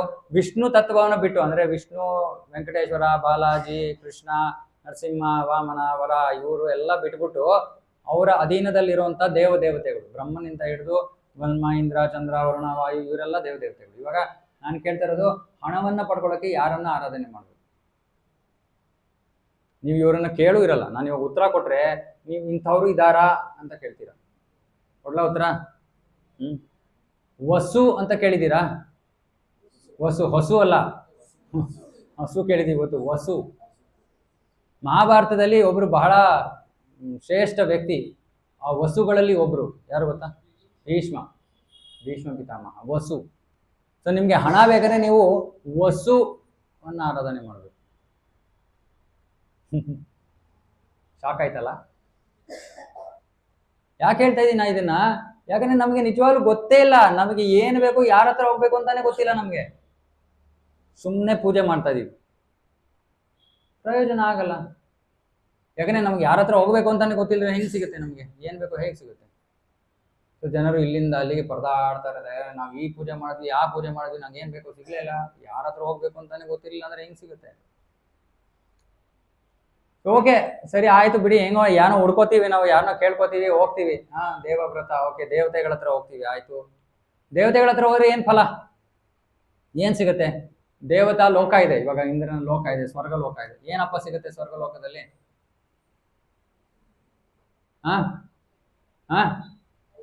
ಐಶ್ವರ್ಯ, ಆಮೇಲೆ ಸುಖ, ಸುಖವಾಗಿ. ಯಾವ ಸುಖ? ಏನು ಕೆಲಸ? ಯಾರು ಹೇಳಿದ್ರು ಕೆಲಸ ಇಲ್ಲ ಅಂತ? ಹೋಗಿ ಬಂದಿದ್ದೀರಾ? ಹೋಗಿ ಬಂದ್ರೆ ಏನಾದ್ರು? ಅಯ್ಯೋ ಓಕೆ, ಏನೋ ಒಂಥರ ಭೌತಿಕ ಸುಖ ಏನೋ ಸಿಗುತ್ತೆ ಅಂತ ಒಂದು ಅಪೇಕ್ಷೆ. ಓಕೆ, ಇದಕ್ಕಿಂತ ಹೈ ಕ್ಲಾಸ್ ಅಂದ್ರೆ ಏನು? ನಾನು ಇವಾಗ ಇಲ್ಲಿಂದ ಅಲ್ಲಿಗೆ ಹೋಗ್ಬೇಕಂದ್ರೆ ನಾನು ನಡ್ಕೊಂಡು ಹೋಗ್ಬೇಕು ಅಥವಾ ಟೂ ವೀಲರ್ ಹೋಗ್ಬೇಕು. ಅಲ್ಲಿ ಸುಮ್ಮನೆ ಅವ್ರಿಗೆ ಬೇರೆ ವಿಧಾನ ಇರುತ್ತೆ, ಸುಮ್ಮನೆ ಹಂಗೆ ಮನ್ಸಲ್ಲಿ ಅನ್ಕೊಂಡ್ರೆ ಹೊಟ್ಟೋಗ್ಬಿಡ್ಬೋದು ಅಥವಾ ಇನ್ನೇನೋ ಇರುತ್ತೆ. ಸೊ ಅಂದ್ರೆ ಇದಕ್ಕಿಂತ ಸ್ವಲ್ಪ ಜಾಸ್ತಿ ಸೊಫಿಸ್ಟಿಕೇಟೆಡ್ ಅಂತಾರಲ್ಲ ಇಂಗ್ಲಿಷಲ್ಲಿ. ಸೊಫಿಸ್ಟಿಕೇಟೆಡ್ ಅಂದ್ರೆ ಇನ್ನು ಉನ್ನತ ಮಟ್ಟದ ಸೌಕರ್ಯಗಳಿವೆ ಸ್ವರ್ಗದಲ್ಲಿ, ಅಷ್ಟೇ, ಇನ್ನೇನು ಇಲ್ಲ. ಇವಾಗ ಇಲ್ಲಿಗೆ ಭಾರತಕ್ಕೆ ಕಂಪೇರ್ ಮಾಡಿದ್ರೆ ನೀವು ಬೇರೆ ಅಮೆರಿಕಾಗೆಲ್ಲ ಹೋದ್ರೆ ಸ್ವಲ್ಪ ಸೌಕರ್ಯಗಳು ಜಾಸ್ತಿ ಇರುತ್ತಲ್ಲ, ಅದೇ ರೀತಿ ನೀವು ಅಮೆರಿಕದಲ್ಲಿರೋ ಸೌಕರ್ಯಕ್ಕೆ ಕಂಪೇರ್ ಮಾಡಿದ್ರೆ ಸ್ವರ್ಗದಲ್ಲಿರೋದು ಅದಕ್ಕಿಂತ 100ರಷ್ಟು 1000ರಷ್ಟು ಲಕ್ಷ ಪಟ್ಟು ಹೆಚ್ಚು ಸೌಕರ್ಯ ಇರುತ್ತೆ, ಅಷ್ಟೇ, ಇನ್ನೇನಿಲ್ಲ. ಅದೇ ಕೆಲಸ ಆದ್ರೆ ಬೆಟರ್ ಫೆಸಿಲಿಟಿ, ಅಷ್ಟೇ, ಇನ್ನೇನು ಇಲ್ಲ. ಅರೆ ಭಗವದ್ಗೀತೆಯಲ್ಲಿ ಹೇಳ್ತಾರೆ ಕ್ಷೀಣೆ ಪುಣ್ಯ ಮರ್ತ್ಯ ಲೋಕಂ ವಿಶಂತಿ. ಯಾರು ಹೋಗ್ಬೋದು ಅಲ್ಲಿಗೆ? ಯಾರು ಸಾಕಷ್ಟು ಪುಣ್ಯ ಸಂಗ್ರಹ ಮಾಡಿದಾರೋ ಅವ್ರು ಹೋಗ್ತಾರೆ. ಹೋಗಾದ್ಮೇಲೆ ಕ್ಷೀಣೆ ಪುಣ್ಯ ಮುಗ್ದಾದ್ಮೇಲೆ ಮತ್ತೆ ವಾಪಸ್ ಬರ್ಬೇಕು ಪುಣ್ಯ ಸಂಗ್ರಹ ಮಾಡಕ್ಕೆ. ಎಲ್ಲಿಗೆ ಬರ್ಬೇಕು? ಇಲ್ಲಿಗೆ, ಉಳಿಮಾವಿಗೆ. ಸೊ ಅಲ್ಲಿಗೆ ಹೋಗ್ತೀವಿ, ಅಷ್ಟೊಂದು ಕಷ್ಟಪಟ್ಕೊಂಡು ವಾಪಸ್ ಬರೋ ತಿರ್ಗಾ ಇಲ್ಲಿಗೆ. ಇವಾಗ ಅಷ್ಟೊಂದು ಲಕ್ಷಾಂತರ ರೂಪಾಯಿ ಕೊಟ್ಬಿಟ್ಟು ಹೋಗ್ಬಿಟ್ಟು ಅಲ್ಲಿ ಇದ್ಬಿಟ್ಟು ವಾಪಸ್ ಬರೋದು, ಆ ರೀತಿ ಆಯ್ತು. ಏನು ಪ್ರಯೋಜನ ಇಲ್ಲ. ಸರಿ, ನಾವು ಇಂದ್ರ ಚಂದ್ರ ಹತ್ರ ಎಲ್ಲ ಹೋಗಲ್ಲಪ್ಪ, ನಾವು ನಮ್ಮ ತಾತ, ನಮ್ಮ ಮುತ್ತಾತ ಇವರೆಲ್ಲ ನಮಗೆ ಬಹಳ ಪ್ರಿಯರು ಅಂತ ಸ್ವಲ್ಪ ಜನ ಇರ್ತಾರೆ. ಇವರು ಪಿತೃಗಳನ್ನ ಆರಾಧನೆ ಮಾಡ್ತಾರೆ. ಪಿತೃಗಳಂದ್ರೆ ನಮ್ಮ ಪೂರ್ವಜರನ್ನ ಆರಾಧನೆ ಮಾಡ್ತಾರೆ. ಪೂರ್ವಜರದು ಒಂದು ಲೋಕ ಇದೆ, ಪಿತೃಲೋಕ ಅಂತ. ಪಿತೃಲೋಕಕ್ಕೆ ಯಾರು ಹೋಗ್ತಾರೆ? ಯಾರು ತಮ್ಮ ಪೂರ್ವಜರ ಮೇಲೆ ಬಹಳ ಪ್ರಾಣವನ್ನ ಇಟ್ಕೊಂಡಿದಾರೋ ಅವರು ಪಿತೃಲೋಕಕ್ಕೆ ಹೋಗ್ತಾರೆ. ಅದು ಒಂದು ರೀತಿಯ ಸ್ವರ್ಗಲೋಕ. ಆದರೆ ಅದಕ್ಕೂ ಹೋಗೋದಕ್ಕೆ ಒಂದು ವಿಧಾನ ಇದೆ, ಮಾರ್ಗ ಇದೆ. ಸರಿ ಬೇಡಪ್ಪ, ನಮ್ ಪಿತೃನು ಬೇಡ, ಇನ್ನೇನು ಆಪ್ಷನ್ ಇದೆ? 3ನೇ ಆಪ್ಷನ್ ಯಾರಿಗೆ ಬೇಕೋ ಕೈ ಎತ್ತಿ. ಭೂತ ಪಿಶಾಚಿಗಳು ಬೇಕಾ? ಇದೆಯಾ ಭೂತ ಪಿಶಾಚಿ? ಯಾರು ಇಲ್ಲ ಅಂತೀರಾ ಕೈ ಎತ್ತಿ. ಭೂತ ಪಿಶಾಚಿ ಎಲ್ಲ ಏನಿಲ್ಲ, ಸುಮ್ಮನೆ ಕಟ್ಕತೆ, ಯಾರೋ ಏನೋ ಹೇಳಿದ್ದಾರೆ ಹೆದರ್ಸಕ್ಕೆ. ನಮಗೆ ಚಿಕ್ಕವನಾಗಿದ್ದಾಗ ನಾನು ಊಟ ಮಾಡ್ತಿಲ್ವಾಗ ಎಲ್ಲ ಹೆದರ್ಸ್ತಾ ಇದ್ರು ನನಗೆ, ಭೂತ ಬರುತ್ತೆ, ಪಿಶಾಚಿ ಬರುತ್ತೆ, ಇಟ್ಕೊಳುತ್ತೆ ಅಂತ. ನೀನೊಬ್ಬನೇ ಕೈ ಎತ್ತಿರೋದು, ನೀನೆಲ್ಲರೂ ಸುಮ್ಮನಿದ್ದಾರೆ, ಕೈ ಎತ್ತಿರೋ ಇವ್ರು ಆಮೇಲೆ ಇನ್ನೊಂದು ಕ್ರಾಸ್ ಕ್ವೆಶ್ಚನ್ ಮಾಡ್ಬಿಡ್ತಾರೆ, ಸುಮ್ಮನೆ ಇರೋದೇ ವಾಸಿ ಅಂತ. ಇದಕ್ಕೆ ಸುಲಭವಾದ ಉತ್ತರ ಏನು ಅಂದ್ರೆ, ಭೂರ್ಭುವ ಸ್ವಹ ಅಂತ ಕೇಳಿದ್ದೀರಾ? ಗಾಯತ್ರಿ ಮಂತ್ರ ಎಲ್ಲರೂ ಕೇಳಿದ್ದೀರಾ ಅಲ್ವಾ? ಇದರಲ್ಲೇ ಪ್ರೂಫ್ ಇದೆ. ಭೂರ್ಭುವ ಸ್ವ ಅಂದ್ರೆ 3 ಲೋಕಗಳು: ಭೂಲೋಕ, ಭೂವರ್ಲೋಕ, ಸ್ವರ್ಗಲೋಕ. ಇವಾಗ ಸ್ವರ್ಗಲೋಕದ ಬಗ್ಗೆ ಮಾತಾಡಿದ್ವಿ ಆಗ್ಲೇ. ಭೂಲೋಕ ಇಲ್ಲೇ ಇದೀವಿ, ಮಧ್ಯ ಇರೋ ಲೋಕ ಯಾವುದು? ಭೂವರ್ಲೋಕ. ಈ ಭೂವರ್ಲೋಕದಲ್ಲಿ ಯಾರು ಇರ್ತಾರೆ? ಭೂತ ಪಿಶಾಚಿಗಳು. ಅವ್ರಿಗೋಸ್ಕರನೇ ಇರೋ ಗ್ರಹ ಅದು. ಸೊ ಹಾಗಾಗಿ ಯಾರಾದ್ರೂ ಇಲ್ಲ ನಾನು ಅಲ್ಲಿಗೆ ಹೋಗ್ತೀನಿ, ಯಾರು ಹೋಗ್ತಾರೆ ಅಲ್ಲಿಗೆ? ಬ್ಲ್ಯಾಕ್ ಮ್ಯಾಜಿಕ್ ಅಂತ ಕೇಳಿದ್ದೀರಾ? ಬ್ಲ್ಯಾಕ್ ಮ್ಯಾಜಿಕ್, ಈ ಬ್ಲ್ಯಾಕ್ ಮ್ಯಾಜಿಕ್ ಎಲ್ಲ ನಿಜ. ಬ್ಲ್ಯಾಕ್ ಮ್ಯಾಜಿಕ್ ಎಲ್ಲ ನಿಜ. ಇದಕ್ಕೆ ಶಾಸ್ತ್ರದಲ್ಲೇ, ವೇದಗಳಲ್ಲೇ ಇದೆ, ಮಾರ್ಗ ಇದೆ, ತಂತ್ರ ಏನೇನೋ ಇದೆ. ಬ್ಲ್ಯಾಕ್ ಮ್ಯಾಜಿಕ್, ಅದಕ್ಕೆ ಇನ್ನೊಬ್ಬರನ್ನ ವಶಪಡಿಸ್ಕೋಬೋದು, ಇದೆಲ್ಲ ಇದೆ, ಶಕ್ತಿಗಳೆಲ್ಲ ಇದೆ. ಏನು ಇಲ್ಲ ಅಂತ ಇಲ್ವೇ ಇಲ್ಲ ಭೌತಿಕ ಜಗತ್ತಿನಲ್ಲಿ, ಎಲ್ಲ ಇದೆ.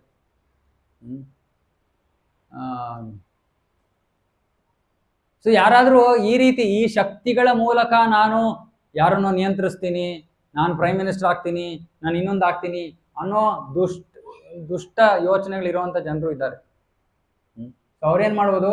ಈ ತರ ಪೂಜೆ ಮಾಡ್ಬಿಟ್ಟು ಆ ಭೂತ ಪಿಶಾಚಿಗಳು ಇರುವಂತ ಗ್ರಹಕ್ಕೆ ಹೋಗ್ಬೋದು.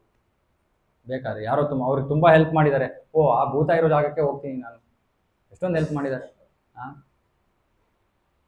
ಸೊ ಕೃಷ್ಣ ಹೇಳ್ತಾ ಇದ್ದಾನೆ, ಮೊದ್ಲೇ ಹೇಳ್ದ, ಬೇರೆಯವರು ಯಾವ ದೇವತೆ ಪೂಜೆ ಮಾಡೋರು ಕೊನೆಗೆ ಯಾರಿಗೆ ಮಾಡ್ತಾ ಇರೋದು ಅದನ್ನ ನನಗೆ ಮಾಡ್ತಾ ಇರೋದು ಅಂತ ಮೊದ್ಲೇ ಹೇಳ್ಬಿಟ್ಟ. ಅರೆ ಕೇಳಲ್ವಲ್ಲ ನಾವು? ಸೊ ಕೃಷ್ಣ ಹೇಳ್ತಾನೆ, ಆಯ್ತು ನೀವು ದೇವತೆಗಳ ಪೂಜೆ ಮಾಡ್ತೀರಾ, ಸರಿ ಅವ್ರ ಗ್ರಹಕ್ಕೆ ಹೋಗಿ. ಪಿತೃಗಳನ್ನ ಪೂಜೆ ಮಾಡ್ತೀರಾ, ಸರಿ ಅವ್ರ ಗ್ರಹಕ್ಕೆ ಹೋಗಿ. ಇಲ್ಲ ಭೂತ ಪಿಶಾಚಿಗಳನ್ನ ಪೂಜೆ ಮಾಡ್ತೀರಾ, ಅವ್ರ ಗ್ರಹಕ್ಕೆ ಹೋಗಿ. ಇಲ್ಲ ಕೊನೆ ಆಪ್ಷನ್ ಏನು? ಮಧ್ಯಾಜಿನೋಪಿ ಮಾಂ ಯಾಂತಿ ಮಧ್ಯಾಜಿನೋಪಿ ಮಾಂ, ನನ್ನನ್ನ ಯಾರು ಆರಾಧಿಸ್ತಾರೋ ನನ್ನ ಗ್ರಹಕ್ಕೆ ಬರ್ತಾರೆ. ಇವಾಗ ಪ್ರಶ್ನೆ ನಿಮ್ಮೆಲ್ಲರಿಗೂ, ಈ 4 ಆಪ್ಷನ್ ಅಲ್ಲಿ ಯಾವ್ದು ಒಳ್ಳೆ ಆಪ್ಷನ್? ದೇವತೆಗಳ ಹತ್ರ ಹೋಗೋದು, ಪಿತೃಗಳ ಹತ್ರ ಹೋಗೋದು, ಭೂತ ಪಿಶಾಚಿಗಳ ಹತ್ರ ಹೋಗೋದು, ಕೃಷ್ಣ ಹತ್ರ ಹೋಗೋದು? ಯಾರು ಕೃಷ್ಣ ಹತ್ರ ಹೋಗೋದು ಒಳ್ಳೇದು ಆಪ್ಷನ್ ಅಂತೀರಾ? ಓಕೆ, ಯಾಕೆ ಸುಮ್ಮನೆ ಕೈ ಎತ್ಬಿಟ್ರೆ ಸುಮ್ಮನೆ ಆಗ್ಬಿಡ್ತೀವ? ಮತ್ತೆ ಭೂಮಿಗೆ ಬರಕ್ಕೆ ಕೆಲಸ ಇರಲ್ಲ, ಆಯ್ತು. ಆಮೇಲೆ ಮೋಕ್ಷ ಸಿಗುತ್ತೆ, ಓಕೆ. ಬೇರೆ ಅಲ್ಲ, ಆಯ್ತು, ಅದೆಲ್ಲ ಮೋಕ್ಷ ಅಂದ್ರೆ ಅದೆಲ್ಲ ಜೊತೆಗೆ ಬಂದ್ಬಿಡ್ತು, ಪಾಪ ಕರ್ಮ ಎಲ್ಲ ನಿವಾರಣೆ ಆಯ್ತು. ಆಮೇಲೆ ಜನ್ಮ ಮೃತ್ಯು ಅಲ್ಲ, ಕ್ರಿಶ್ಚಿಯನ್ ಲೋಕಕ್ಕೆ ಹೋಗ್ಬೇಕು. ಯಾಕೆ? ಏನಾದ್ರು ಒಂದು ಪಾಸಿಟಿವ್ ಹೇಳಿ, ಎಲ್ಲ ನೆಗೆಟಿವ್ ಹೇಳ್ತಾ ಇದೀರಲ್ಲ. ಅದು ಬೇಕಾಗಿರೋದು ವಿಷಯ ನಿಮಗೆ. ಇದೆಲ್ಲ ಸಿಗುತ್ತೆ. ಇದೆಲ್ಲ ಏನ್ ಗೊತ್ತಾ? ಸೈಡ್ ಇಫೆಕ್ಟ್ ಅಂತ. ಒಂದು ಮೆಡಿಸಿನ್ ತಗೊಂಡ್ರೆ ಸೈಡ್ ಇಫೆಕ್ಟ್ ಇರುತ್ತಲ್ಲ. ಏನ್ ಸೈಡ್ ಇಫೆಕ್ಟ್ ಅಂದ್ರೆ, ಮೆಡಿಸನ್ ಮುಖ್ಯವಾದ ಪ್ರಭಾವ ಅದಲ್ಲ, ಸೈಡು ಅಷ್ಟು ಅಮುಖ್ಯವಾದದ್ದು, ಅನ್ಇಂಪಾರ್ಟೆಂಟ್ ಸೈಡ್ ಇಫೆಕ್ಟ್. ಮೋಕ್ಷ, ಸುಖ ದುಃಖಗಳಿಂದ ಮುಕ್ತಿ, ತಿರ್ಗಾ ಮತ್ತೆ ಭೌತಿಕ ಜಗತ್ತಿಗೆ ಬರ್ದೇ ಇರೋದು, ಇದೆಲ್ಲ ಸೈಡ್ ಇಫೆಕ್ಟ್. ಕೃಷ್ಣನ ಹತ್ರ ಹೋಗೋದ್ರಿಂದ ಇದು ಸೈಡ್ ಇಫೆಕ್ಟ್. ಅರೆ ನಿಜವಾದ ಎಫೆಕ್ಟ್ ಏನು? ಏನು ಬೇಕು ನಮಗೆ ಜೀವನದಲ್ಲಿ? ಯಾಕೆ ಬೇಕು ಕೃಷ್ಣ? ಕೃಷ್ಣ ಯಾಕಪ್ಪ ಬೇಕು ಅಂತ ಇದ್ದೀರಾ? ಯಾಕೆ ಬೇಕು ಅಂತ ಗೊತ್ತಿಲ್ಲ ನಿಮ್ಗೆ? ಸಂತೋಷವಾಗಿರಕ್ಕೆ. ಇವಾಗ ನಾನು ದೇವತೆಗಳ ಬೇರೆ ಬೇರೆ ಪೋರ್ಟ್ಫೋಲಿಯೋ ಹೇಳದ್ನಲ್ಲ, ಸಂತೋಷದ ದೇವರು ಯಾರು ಇದ್ದಾರೆ ಅಂತ ಹೇಳದ್ನ? ಹೇಳಿಲ್ಲ. ಸಂತೋಷಕ್ಕೆ ಇವಾಗ ನಾವು ಸಾಫ್ಟ್ವೇರ್ ನಲ್ಲಿ ಇದು ಅರ್ಥ ಆಗತ್ತೆ ನಮ್ಮ ಭಕ್ತರಿಗೆ ಇಲ್ಲಿ ಈಸಿಯಾಗಿ. ಕೃಷ್ಣ ಸಂತೋಷ ಪೋರ್ಟ್ಫೋಲಿಯೋನ ಯಾರಿಗೂ ಔಟ್ಸೋರ್ಸ್ ಮಾಡಿಲ್ಲ. ಅಂದ್ರೆ ಏನರ್ಥ? ಆ ಸಂತೋಷದ ಪೋರ್ಟ್ಫೋಲಿಯೋನ ಅವನು ತನ್ನ ಹತ್ರನೇ ಇಟ್ಕೊಂಡಿದ್ದಾನೆ. ಸೊ ಯಾರಿಗಾದ್ರೂ ನಿಜವಾದ ಸಂತೋಷ ಬೇಕಂದ್ರೆ ಯಾರ ಹತ್ರ ಹೋಗ್ಬೇಕು? ಕೇವಲ ಕೃಷ್ಣ ಹತ್ರ. ಬೇರೆ ಎಲ್ಲೂ ಹೋದ್ರೂ ಸಿಗೋದಿಲ್ಲ. ಬೇರೆ ಎಲ್ಲೋದ್ರೂ ನಿಮ್ಗೆ ಏನ್ ಸಿಗುತ್ತೆ?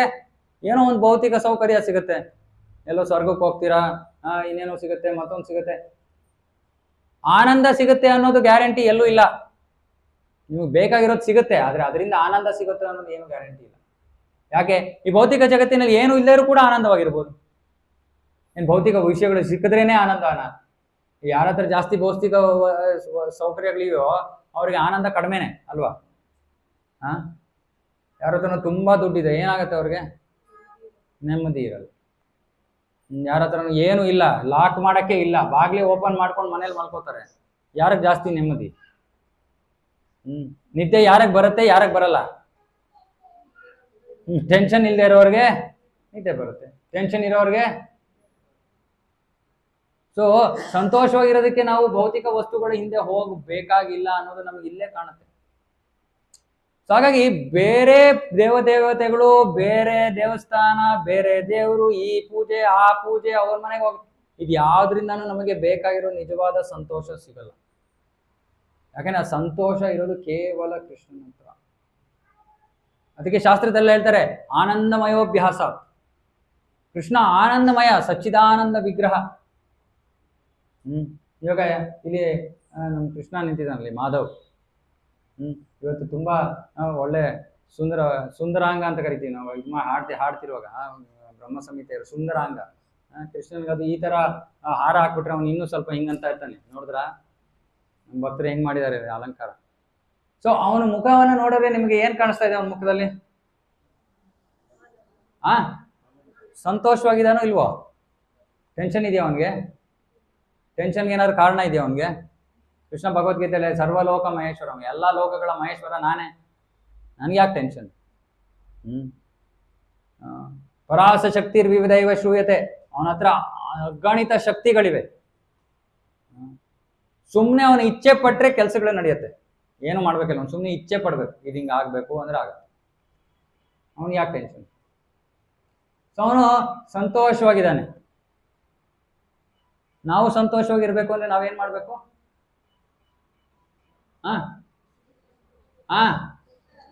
ಕೃಷ್ಣನ ಜೊತೆ ಇರಬೇಕು ಅಷ್ಟೇ.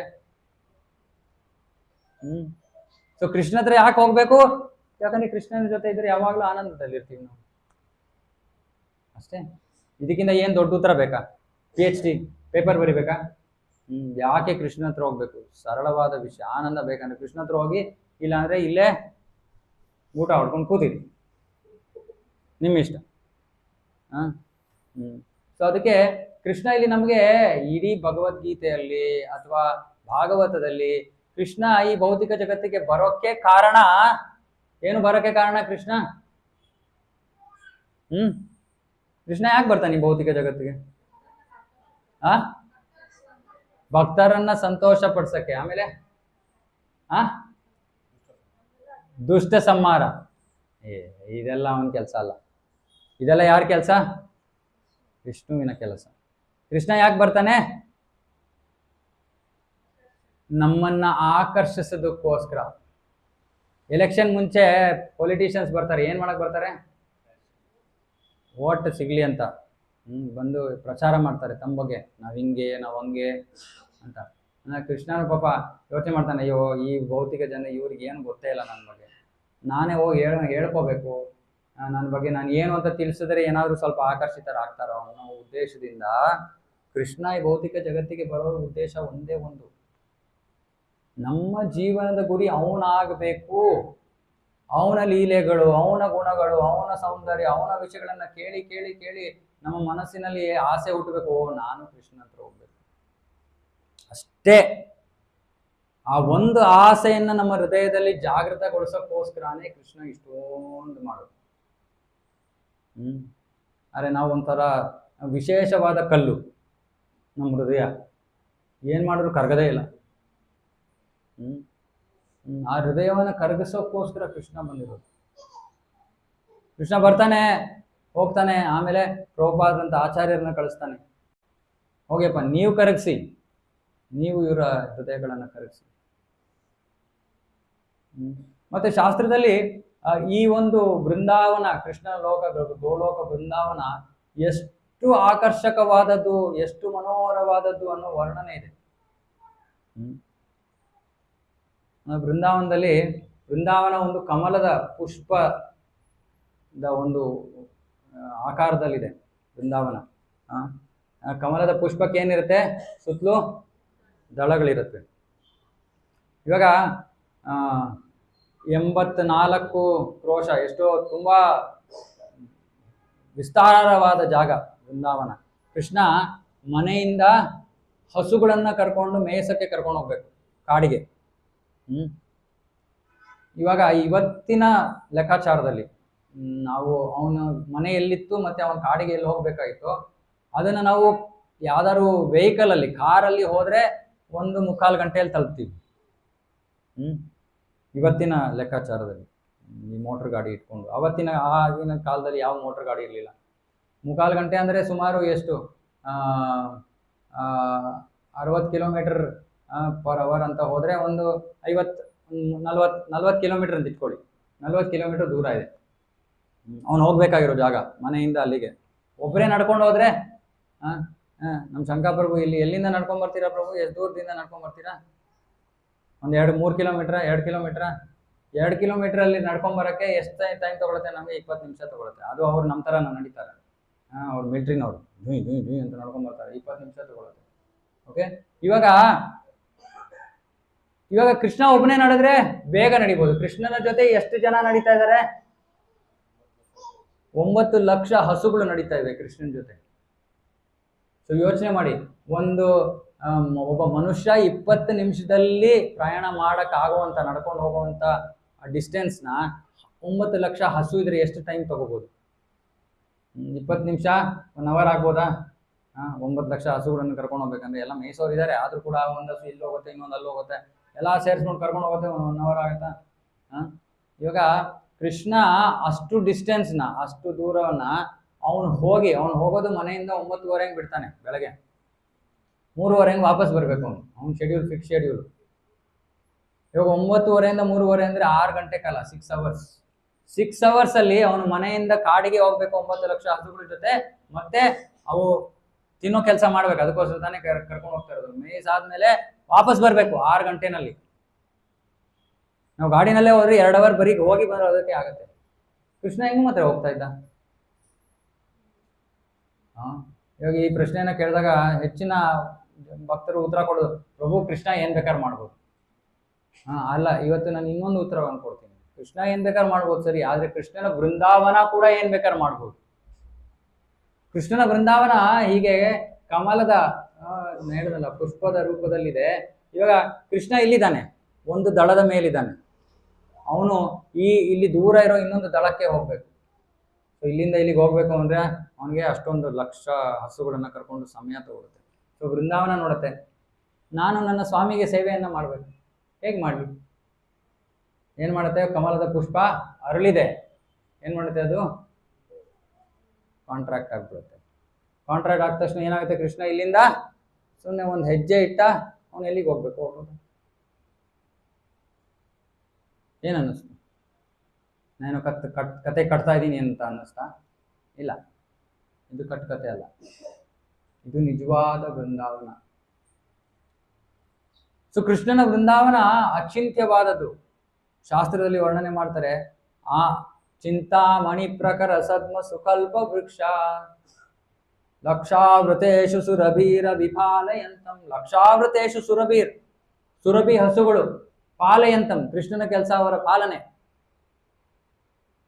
ಸರಿ, ಇಷ್ಟೊಂದು ಲಕ್ಷ ಹಸುಗಳನ್ನ ಇವಾಗ ಒಂದು ಹಸುಗಳು ಇಷ್ಟು ಬಿಟ್ರೆ ಒಂದು ಈ ಕಡೆ ಹೋಗುತ್ತೆ, ಒಂದು ಆ ಕಡೆ ಹೋಗುತ್ತೆ, ಒಂದು ಇನ್ನೊಂದು ಕಡೆ ಹೋಗುತ್ತೆ.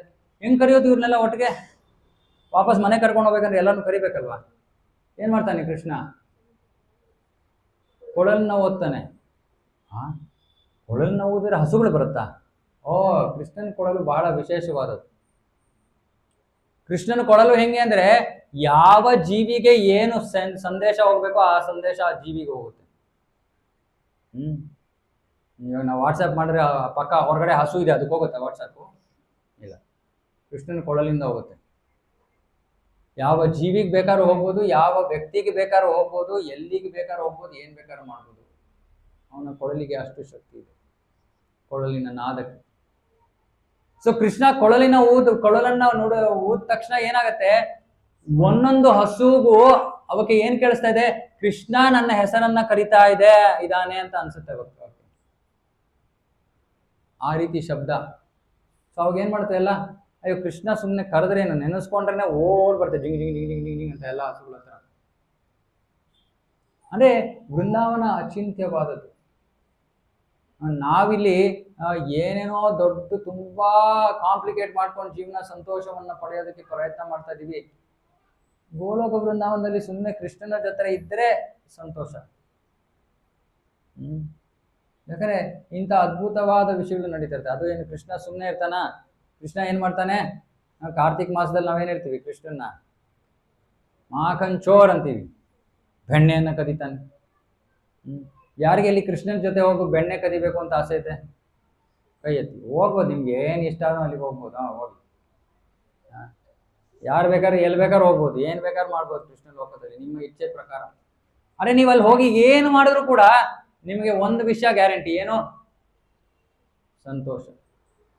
ನೀವು ಏನ್ ಮಾಡಿದ್ರು ನಿಮ್ಗೆ ಸಂತೋಷ. ಆ ಸಂತೋಷವನ್ನ ಕೊಡೋಕ್ಕೋಸ್ಕರ ಕೃಷ್ಣ ಬರ್ತಾನೆ. ಅದಕ್ಕೆ ಇಲ್ಲಿ ಹೇಳ್ತಾ ಇದ್ದಾನೆ, ಅಯ್ಯೋ ಯಾಕಪ್ಪ ಈ ಲೋಕ ಆ ಲೋಕ ಅಂತ ಹೋಗ್ತೀರಾ?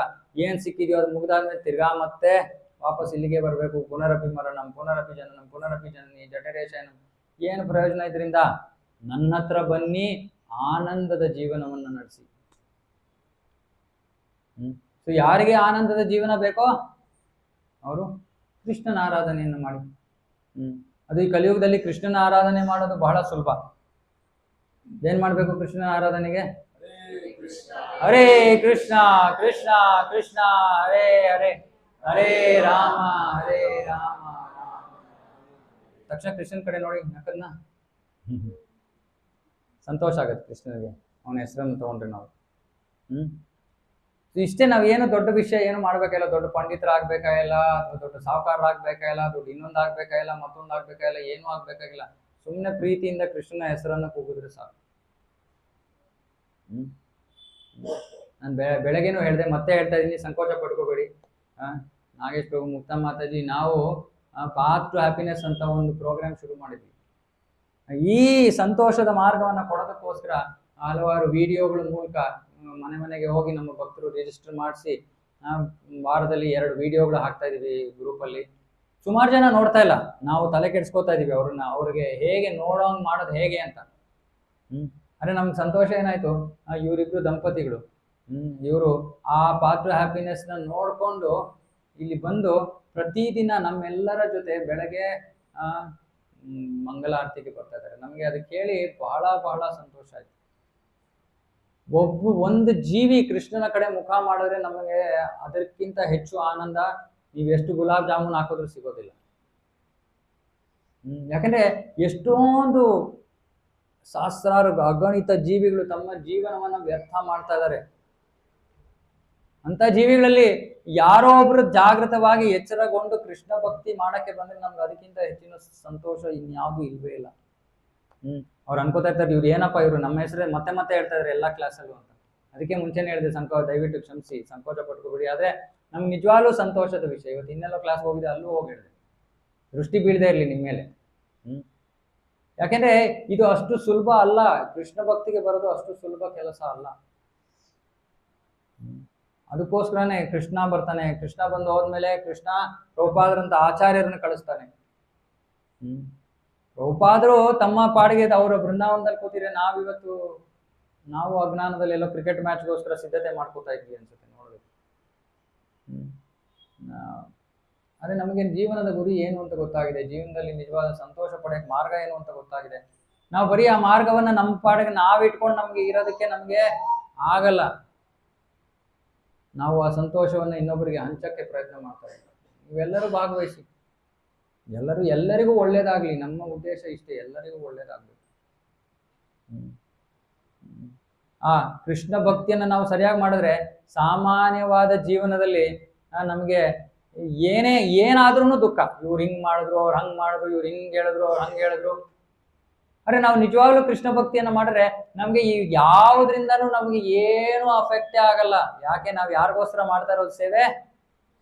ಯಾರಿಗೋಸ್ಕರ? ಕೃಷ್ಣನ ಸಂತೃಪ್ತಿಗೋಸ್ಕರ, ಬೇರೆ ಯಾವ ವ್ಯಕ್ತಿಯ ಸಂತೃಪ್ತಿಗೋಸ್ಕರ ಅಲ್ಲ, ನನ್ನ ಸಂತೃಪ್ತಿಗೆ ಅಲ್ವೇ ಅಲ್ಲ. ಸೊ ಭಕ್ತರು ಏನಾಗುತ್ತೆ, ಭಕ್ತರ ಜೀವನದಲ್ಲಿ ಎಂತಹ ಸಮಸ್ಯೆ ಇದ್ರೂ ಕೂಡ ಭಕ್ತರು ಸಂತೋಷವಾಗಿ ಇರ್ತಾರೆ. ಒಳಗೂ ಸಂತೋಷ, ಹೊರಗೂ ಸಂತೋಷ. ಹೊರಗೆ ಸುಮ್ಮನೆ ಸಂತೋಷದ ರೀತಿ ನಡ್ಕೊಳ್ಳೋದು, ಒಳಗಡೆ ದುಃಖ ಇಲ್ಲ. ಹೊರಗೂ ಸಂತೋಷ, ಒಳಗೂ ಸಂತೋಷ. ಇಲ್ಲಿದ್ರೂ ಸಂತೋಷ, ನರಕದಲ್ಲಿದ್ರೂ ಸಂತೋಷ, ಸ್ವರ್ಗದಲ್ಲಿದ್ರೂ ಸಂತೋಷ. ಕೃಷ್ಣನ ಹತ್ರ ಹೋದ್ರೆ ಇನ್ನೂ ಸಂತೋಷನೇ ಸಂತೋಷ. ಇದು ಕೃಷ್ಣ ಭಕ್ತಿಯ ಮಾರ್ಗ. ಓಕೆ, ಹಾಗಾಗಿ ದಯವಿಟ್ಟು ಎಲ್ಲರೂ ಪ್ರತಿ ವಾರ ಬನ್ನಿ, ಸಂತೋಷದ ಮಾರ್ಗವನ್ನ ಕಂಡುಕೊಳ್ಳಿ.